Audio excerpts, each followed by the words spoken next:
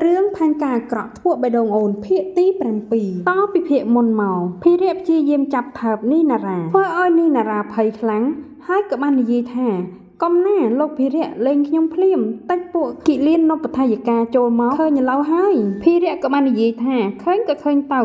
បើធ្វើអីឲ្យទាស់ចិត្តបងថើបឲ្យពួកគេមើលតែម្ដងឬមួយក៏ចង់សាកគេមិននិយាយទៅមាត់ទេថែមទាំងថើបនីណារ៉ាញូញាក់ពេញផ្ទៃមុខតែម្ដងនីណារ៉ារលីងរលងទឹកភ្នែកព្រោះគ្មានផ្លូវតស៊ូជាមួយនឹងគេបានពេលនោះនាងបាននិយាយថាលេងខ្ញុំទៅបងភីខ្ញុំសុំអង្វរភីរៈក៏ញញឹមភ្លាមពេលដែលបានឮសំឡេងផ្អែមល្ហែមរបស់នាងហើយគេក៏បាននិយាយថាអញ្ចឹងទៅរៀងគួរឲ្យចង់ស្ដាប់ខ្លះនិយាយរួចហើយគេបានយកច្រមុះស្រួចរបស់គេនឹងទៅញីញក់ថ្ពាល់គ្រូពេទ្យក្រមុំភ្លាមរួចហើយគេញញឹមសម្លឹងមើលនីណារ៉ាមិនដាក់ភ្នែកចំណែកនីណារ៉ាវិញបេះដូងលោតញាប់ខុសចង្វាក់ងាកមុខចាញ់ហើយនឹងបបោមាត់របស់ភីរៈដែលកំពុងតែត្រដោះមកលើថ្ពាល់របស់នាងក៏បាននិយាយបន្តទៀតថាបងភីលេងខ្ញុំណាមិនអញ្ចឹងទេខ្ញុំនឹងប្តឹងនឹងលោកម្ចាស់ហើយនាងនិយាយទាំងសម្លឹងមុខភីរៈនិយាយដោយសំឡេងត្រជាក់ស្រាប់ព្រមទាំងបញ្ចេញខ្សែភ្នែកកាចដាក់គេម្ដងទៀតតែមនុស្សប្រុសដូចភីរៈនេះមិនចេះខ្លាចអីនោះទេហើយគេបាននិយាយឌឺដាក់ណារ៉ាថាល្អអន្តើបងចង់ឲ្យប្តឹងគេនិយាយបែបសំឡេងខ្សោយញញឹមដាក់ម្ចាស់ភ្នែកមូលស្អាតខ្យល់ដង្ហើមក្តៅអ៊ុនបាញ់ចំកញ្ជៀងកសមាត់ខៃរបស់នីណារ៉ាធ្វើឲ្យអារម្មណ៍ស្រាវស្រើបអណ្ដែតអណ្ដូងផ្ទៃមុខដ៏ស្អាតមុតបានអោនចុះចិត្តហើយបបោមាត់ដ៏ក្តៅអ៊ុនក៏ដាក់ផ្អឹបលើបបោមាត់តូចស្អាតរបស់នីណារ៉ាភាពស្និទ្ធស្នាលស្រាលដូចសម្លៃគួបផ្សំជាមួយនឹងអារម្មណ៍ស៊ីជម្រៅដែលបង្កប់ខ្លួនឡើងធ្វើឲ្យភីរៈមិនចង់បញ្ឈប់ខ្លួនឯងនោះទេកម្លាំងផ្អឹបលើបបោមាត់តូចស្អាតចាប់ផ្ដើមខ្លាំងក្លាឡើងដៃចាប់ទាញរាងកាយដ៏ស្ដើងល្វត់ល្វន់ឲ្យចូលមកជិតនៅចំចន្លោះកណ្ដាលជង្គង់ទាំងសងខាងរបស់គេខ្លួនប្រាណនាងក្រមុំញ័រចម្ប្រប់ពេលគេថើបជញ្ជក់ក្រេបយកភាពផ្អែមល្ហែមពីបបោមាត់តូចស្ដើងរបស់នាងយូររហូតដល់នីណារ៉ាដកដង្ហើមស្ទើរតែដាច់ខ្យល់ការប៉ះពាល់ដ៏ស្រាវស្រើបផ្អែមល្ហែមធ្វើឲ្យនីណារ៉ាភ្លេចខ្លួនរហូតដល់ធ្ងោចេញមកអណ្ដាតដែលកំពុងតែបង្វិលរងចាំចង្វាក់ស្រាប់ហើយនោះក៏សោកជ្រែកចូលទៅក្នុងបបោមាត់ដើម្បីក្រេបជញ្ជក់យកភាពផ្អែមល្ហែមដែលមិនធ្លាប់មាននរណាប៉ះពាល់ពីមុនមកសំឡេងដង្ហើមដង្ហក់ពួកគេទាំងពីរនាក់ភេរៈបានចាប់ទាញនីណារ៉ាយកមកណែបណិតកាន់តែជិតចំណែកដើមទ្រូងដ៏មូលខ្លំរបស់នីណារ៉ាក៏គេកាត់ស្និទ្ធស្នាលជាមួយដើមទ្រូងដ៏ធំមាំរបស់គេពេលនេះនីណារ៉ាចាប់ផ្ដើមទន់ដៃទន់ជើងស្រាវស្រាប់ពេញអស់រាងកាយនៅពេលដែលអណ្ដាតភេរៈជ្រែកចូលរុករៀនពាសពេញជាមួយនឹងអណ្ដាតនាងផ្ទៃមុខដ៏ស្រស់ស្អាតរបស់នីណារ៉ាខំប្រឹងងាកចេញដែរប៉ុន្តែភីរៈនៅតែតាមចាប់មិនឲ្យរួចខ្លួនឡើយរហូតតែសំឡេងគោះទ្វារបន្លឺឡើងហើយទ្វារក៏បើកឡើងទើបធ្វើឲ្យអ្នកទាំងពីរស្ទុះចេញពីគ្នាស្ទើរតែមិនទាន់មិនឲ្យរួចខ្លួននោះទេភីរៈចាប់ក្បាលស្រស់កល្យានយកមកផ្អឹបចាប់នឹងដើមទ្រូងនាងក្រមុំត្រប់ផ្ទៃមុខទៅលើដើមទ្រូងដ៏ធំមាំបែបអៀនព្រានអ្នកដែលចូលមកនោះនាងមិនបានដឹងថាជាអ្នកណានោះឡើយព្រោះមិនហ៊ានបែរមុខទៅមើលគេទេរង្វង់ដៃដ៏រឹងមាំកំពុងតែអប់រាងកាយស្គមស្ដាងស្អាតរបស់នាងយ៉ាងថ្នមពេលនោះភីរៈក៏បាននិយាយថាមានការអីហាតិណប់សម្លេងរបស់គេមានអំណាចខ្លាំងណាស់សួរឡើងខ្សែភ្នែកសម្លឹងទៅកូនចៅបង្ហាញពីពន្លឺស្ដីបន្ទោសតិចដែលនាំគ្នាចូលមកមិនព្រមមើលមុខមើលក្រោយជុតិនិងនប់សុទ្ធតែជាបុរសដែលមានរាងស្គមខ្ពស់ដូចគ្នាទាំងពីរនាក់ពួកគេវិលមកប្រទេសកំណើតមុនភីរៈនឹងចូលទៅជួយការងារលោកកហបតីបានជិត1ឆ្នាំទៅហើយពេលនោះពួកគេស្រឡាញ់កាំងបានត្រឹមតែពោលពាក្យថាគឺណែហើយជុតិចញ្ញការៈនិយាយបែបប្រតាក់រតុបថាគឺណែពេលនោះចវាយកំឡោះក៏បានសម្លឹងមើលមុខអ្នកទាំងពីរហើយក៏និយាយថាបើអត់មានការអីទេក៏នាំគ្នាចេញទៅវិញសិនទៅភេរៈបញ្ជាយ៉ាងខ្លីៗដើម្បីត្រូវការនៅជាមួយនីណារ៉ាតែ2នាក់ស្ងាត់ទៀតជុតិនិងនប់មើលមុខគ្នាញញឹមមុននឹងពោលពាក្យលាថយទៅក្រោយដើម្បីទៅរងចាំនៅមុខបន្ទប់ពេលដែលសំឡេងទ្វារបិទនីណារ៉ាក៏បំរាស់ចេញពីរង្វង់ដៃអោបរបស់កំឡោះរូបស្អាតតែគេក៏មិនព្រមឲ្យនាងរួចខ្លួនដែរ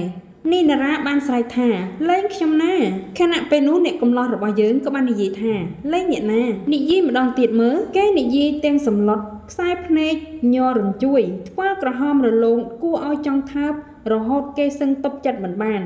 ក៏ត្រូវថើបម្ដងទៀតឲ្យតើតែបានដៃស្ទើចស្ដើងសងខាងបានច្រានដើមទ្រូងប្រុសកំហូចចេញនីណារ៉ាក៏បាននិយាយថាបងភីលែងខ្ញុំទៅខ្មាស់គេណានាងនិយាយអង្វរដោយសំឡេងទន់ភ្លន់ភិរៈញញឹមពព្រាយបន្ធូររង្វង់ដៃអោបចេញយ៉ាងសោកស្ដាយមិនអីទេយ៉ាងណាក៏នីណារ៉ាត្រូវនៅមើលថែរូបគេនៅយូរអង្វែងទៀតឯណោះបន្ទាប់មកភិរៈក៏បាននិយាយទៅកាន់នីណារ៉ាថាអូខេលេងក៏បានដែរតែហាមកិច្ចខ្លួនណាហាមដូរពេទ្យផ្សេងឲ្យមកមើលបងដាច់ខាតបើមិនអញ្ចឹងទេបងនឹងស្រែកលោឡាឲ្យបែកមន្ទីរពេទ្យនឹងតែម្ដងនីណារ៉ាបានសម្លក់ភិរៈដោយសារតែគេដឹងថាភិរៈបានដឹងពីចំណុចខ្សោយរបស់នាងព្រមមុននឹងនាងបានគិតទុករួចហើយថានឹងត្រូវដូរគ្រូពេទ្យដើម្បីឲ្យមកមើលថែភិរៈជំនួសនាងហើយពេលដែលភិរៈលែងដៃចេញពីរាងកាយដ៏ក្រអូបប្រហើរនោះហើយគេមានអារម្មណ៍ឈឺអួលយ៉ាងខ្លាំងនៅត្រង់ស្នាមរបួសរហូតដល់ត្រូវជ្រួញចិញ្ចើមផ្ដេកខ្លួនទៅលើពូកនិងធ្ងោចេញមកតិចនីណារ៉ាស្ទុះចូលទៅចាប់លើកជើងរបស់គេដាក់លើពូកហើយនាងបាននិយាយថាឈឺស្នាមរបួសមែនទេពេលនោះភិរៈក៏បាននិយាយថាបាទអាពេលលេងដៃអូនណារ៉ានឹងស្រាប់តែឈឺអួលវឹបឡើងតែម្ដង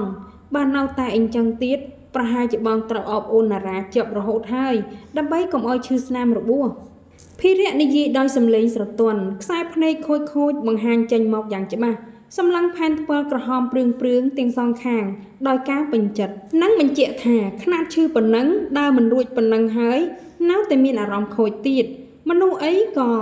ឡប់ខ្លាំងម្លេះនេះណារ៉ាសម្លឹងមុខភិរៈនៅក្នុងចិត្តរបស់នាងសាយភាយកម្ដៅមកនៅក្នុងបេះដូងតូចដ៏បរិសុទ្ធរបស់នាងធ្វើឲ្យបេះដូងរបស់នាងលោតដុកដាក់កន្លងផុតទៅជិត2អាទិត្យដែលភិរៈសម្រាប់ព្យាបាលនៅក្នុងមន្ទីរពេទ្យហើយ2អាទិត្យនេះដែរក៏ធ្វើឲ្យ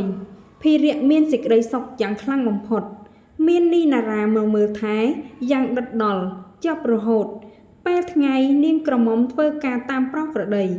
ដល់ពេលល្ងាចក៏មកមើលថែទាំរូបគេតាមដែលលោកតាលោកយាយរបស់គេនឹងបានសំណូមពរភិរៈអង្គុយអានសៀវភៅនៅក្នុងបន្ទប់ដើម្បីរងចាំនីណារ៉ាថ្ងៃនេះតាំងពីព្រឹកគេមិនទាន់បានឃើញនាងចូលមកនៅឡើយមិនដឹងថាមានរឿងអ្វីនោះទេស្អែកនេះគេនឹងត្រូវចេញពីមន្ទីរពេទ្យដើម្បីទៅសម្រាកនៅឯផ្ទះបន្តស្នូគោះទ្វារឡើងថ្នមយ៉ាងក្រែងចិត្តភិរៈបែរទៅមើលដោយពន្លឺភ្នែកមានសង្ឃឹមនៅពេលដែលគេគិតថាប្រហែលជារាងកាយដ៏ស្ដើងស្អាតដែលគេទន្ទឹងរង់ចាំពេញមួយថ្ងៃនោះហើយ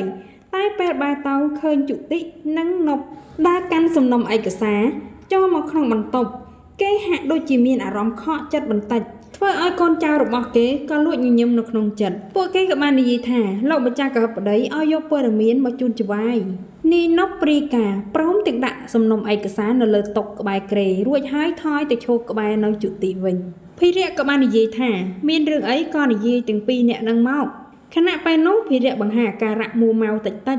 នៅពេលដែលឃើញខ្សែភ្នែករៀងចំអកតិចរបស់កូនចៅចំណិតរបស់គេដែលគេស្រឡាញ់ដូចជាបងប្អូនប្រុសហើយជុតិក៏បាននិយាយថារឿងដែលចវាយឲ្យទៅស៊ើបនោះព័ត៌មានលម្អិតនៅក្នុងឯកសារនេះគេក៏បានហុចស្រោមសម្បត្តិពើកគីទៅឲ្យចវាយគេទាំងទឹកមុខញញឹមរួចហើយចវាយប្រុសក៏បាននិយាយថានិយាយមកខ្ជិលអានណាស់ដៃលូកទៅទទួលយកសម្បត្តិតែផ្អៀងខ្លួនឆោងយកសំណុំឯកសារមកអានត្រជារងចាំស្ដាប់សេចក្តីលម្អិតពាក់ព័ន្ធនឹងរឿងនីណារ៉ាដែលជុតិកំពុងតែរាយការណ៍ជុតិបានរាយការណ៍ថាក្រោយពីឪពុកម្ដាយរបស់នីណារ៉ាខូចទៅអ្នកនាងនីណារ៉ាក៏រស់នៅតែម្នាក់ឯងលោកជំទាវធំចង់ឲ្យមករស់នៅក្នុងភូមិគ្រឹះវងពេជ្រជាមួយគ្នាតែនាងមិនព្រមនិយាយដល់កន្លែងនេះជុតិបង្អន់ហើយសម្លឹងមើលមុខចវាយរងចាំមើលថាតើចវាយប្រតិកម្មយ៉ាងម៉េចពេលនោះគេបានឮចវាយប្រុសគេនិយាយរអ៊ូថាហឹប្រហែលជាគេគិតថាខ្លួនឯងរៀនចប់ពេទ្យហើយស្លាប់រឹងមាំហើយទីដឹងហើយគេក៏បន្តសួរទៀតថាចោះរឿងផ្សេងទៀតជុតិងាកទៅមើលមុខនប់ដោយស្នាមញញឹមតិចមុននឹងឆ្លើយសំណួរលោកនាយអស់ហើយបាទមានតែប៉ុណ្ណឹងភិរៈក៏បានឮសំឡេងឡើងថាស្អីគេឯងចំណាយពេលស៊ើប2ថ្ងៃបានព័ត៌មានតែប៉ុណ្្នឹងឯងខ្ញុំនឹងឲ្យអង្គភាពម៉ូឌីកាត់ដែលឯងទៅហ្វឹកហាត់នឹងរឹបអូសយកសញ្ញាបត្រឯងទៅវិញយ៉ាងម៉េចដែរឬក៏ឲ្យទៅធ្វើជាអ្នកចាត់ការទូទៅនៅសាខាខាងក្រៅប្រទេសល្អដែរទេអញ្ចឹងគឺថាភិរៈសម្លុតឲ្យជុតិព ពេលនោះយុតិក៏បន្តរាយការណ៍ថាមានរឿងមួយទៀតអ្នកនាងនីណារ៉ាមិនទាន់មានអ្នកណានៅក្នុងបេះដូងនោះទេ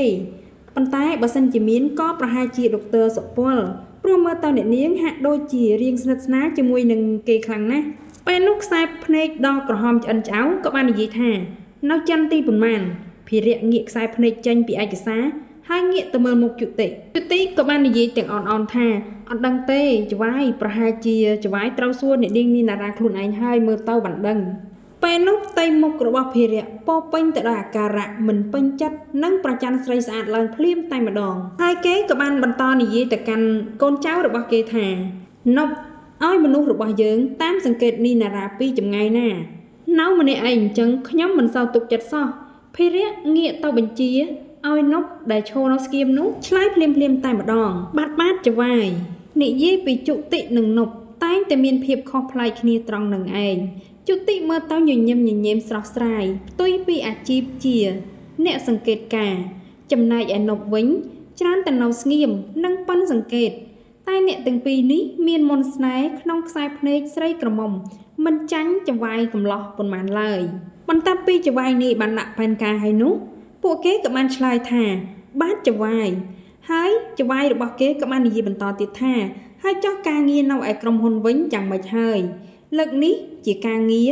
ណប់ដែលត្រូវរាយការណ៍ម្ដងពេលនេះណប់បានឆ្លើយថាបាទចវាយពេលនេះក្រុមហ៊ុននៅក្នុងខ្សែបណ្ដាញកំពុងតែពង្រីកការផលិតទៅមុខជាបណ្ដាប៉ុន្តែ PGNG នារីងរៀងមានបញ្ហាហើយមើលទៅដូចជាបញ្ហាធំទៀតផងព័ត៌មានលម្អិតខ្ញុំបានផ្ចាប់ជូនចវាយរួចហើយភិរៈបានងក់ក្បាលសម្លឹងមើលសំណុំឯកសារនៅលើតុភ្លាមភិរៈបានសួរថាអ្នកណាគេគ្រប់គ្រងកន្លែងហ្នឹងគឺលោកសុភាពចវាយចម្លើយរបស់ណប់ធ្វើឲ្យភិរៈរៀងផន់ភាំងបន្តិចនឹកដល់បុរសរៀងធាត់ម្នាក់ដែលតែងតែដើរតាមលោកតារបស់គេពេលដែលគេដើរទៅមើលក្រុមហ៊ុនកាលពីសម័យដែលលោកតាទៅទិញក្រុមហ៊ុនដំបូងមកម្លេះតែដោយសារតែការជួយធ្វើការគ្នាយូរមកហើយតើបលោកតារបស់គេអនុញ្ញាតឲ្យគណៈកម្មការឈុតដដែលនិងនៅគ្រប់គ្រងជាបន្តទៀតប៉ុន្តែក្រុមហ៊ុនធំ RP Organic Group ក៏បានបញ្ជូនមនុស្សឲ្យចូលរួមត្រួតពិនិត្យមើលម្ដងម្កាលដែរពេលនោះភិរៈបានសួរថាលោកតាមានដឹងរឿងនោះទេភិរៈធ្វើទឹកមុខរៀងតានតឹងខ្លាំងណាស់នៅពេលនោះដែរកូនចៅរបស់គេក៏បាននិយាយថាបាទដេចគុណបានជ្រាបតែ2ឆ្នាំមកនេះលោកធ្វើការងារច្រើនពេករហូតសឹងគ្មានពេលវេលាឈប់សម្រាកធ្វើឲ្យសុខភាពរបស់លោកម្ចាស់ធ្លាក់ចុះទ្រុឌទ្រោមតាមនឹងដែរអញ្ចឹងហើយតើបលោកនៅមិនទាន់ចាត់ការអ្វីទាំងអស់លោកគ្រាន់តែកាត់បន្ថយអំណាចគ្រប់គ្រងរបស់លោកសុភាពបន្តិចដោយការតាំងគណៈកម្មការបន្ថែមការសញ្ញេអនុម័តចំណាយផ្សេងតែប៉ុណ្ណោះពេលនោះភិរៈបិទភ្នែកហើយបែរមុខចេញដើម្បីលាក់បាំងខ្សែភ្នែកនៃការដឹងខ្លួនខុសជិត4ឆ្នាំហើយដែលលោកតាគេបានធ្វើការធ្ងន់ធ្ងរ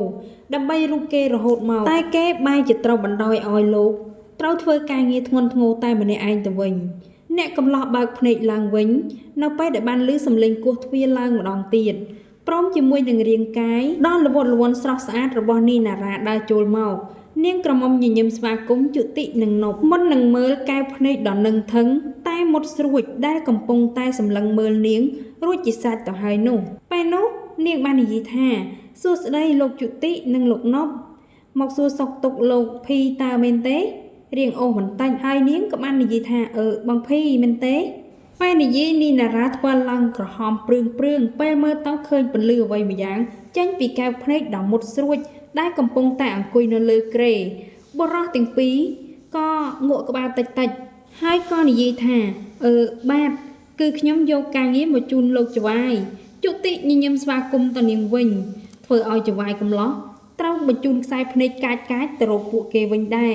ណប់អោនមុខចុះលាក់ស្នាមញញឹមហេពួកគេក៏នឹកហួសចិត្តថាមិនដែលឃើញចវាយរបស់គេបញ្ចេញអាការៈប្រច័ណ្ឌស្រីឯណាក្រៅពីអ្នកគ្រូពេទ្យក្រមុំម្នាក់នេះសោះខណៈពេលនោះភិរៈក៏បាននិយាយទៅកាន់ពួកគេទាំងពីរថាបានហើយល្មមទៅវិញហើយស្អែកនឹងជម្រាបលោកតា